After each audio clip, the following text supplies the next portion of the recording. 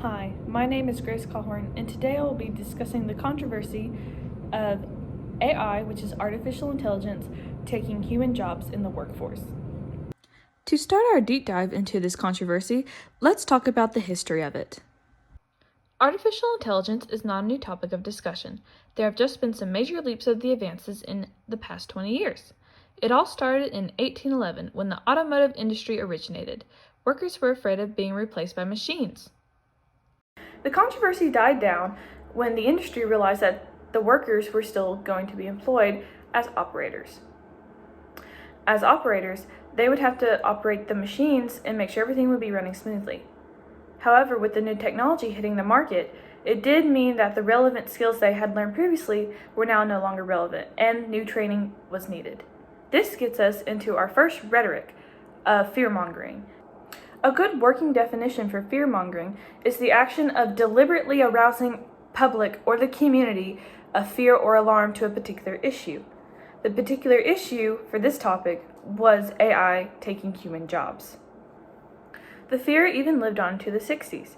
There's a quote with even President Kennedy saying that the major challenges of the 60s is to maintain full employment at all times when automotive is replacing men.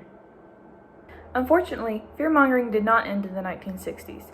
It continued on until the 80s, where even computer phobia developed for people. People were so scared that computers were just going to take over their lives. But what really happened once computers started becoming more and more incorporated into human lives? Well, I'll tell you. With each technological advance in the industry, yes, it has destroyed some jobs, but it has almost always created more jobs than being destroyed. This not only leaves the opportunity for higher efficiency in the company, but it leaves an opportunity for higher paying jobs. Now we will be looking at the other side of the controversy, the people who are against AI. With the new jobs being created by the technology, it doesn't always leave room for the mid-skilled workers of America. Mid-skilled jobs are defined as jobs that don't exactly require a bachelor's degree, but will need some form of training after high school. Many of these jobs turn into operator jobs in factories and plants.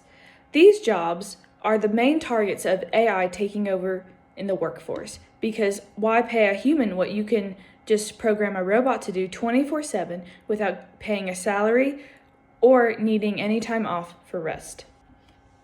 These mid-skilled workers will be forced to take either low-skilled jobs or be forced to go back for secondary education to receive a higher skilled position. Higher skilled will be your mostly bachelor's degrees and higher education jobs.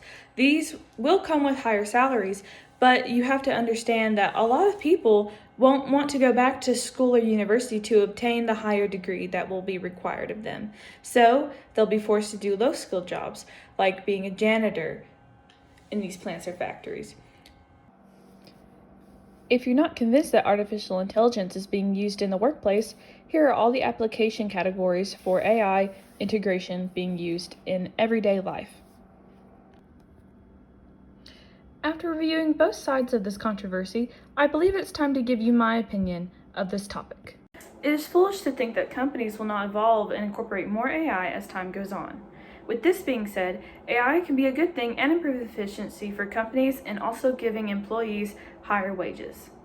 But in order for the middle class to embrace this change, there should be company incentives to go and get higher education, whether that be a bachelor's degree or even a trade school certificate. With the help of local politicians, the fears of the middle class can be put to rest, and the exciting future of AI and human communication can be embraced.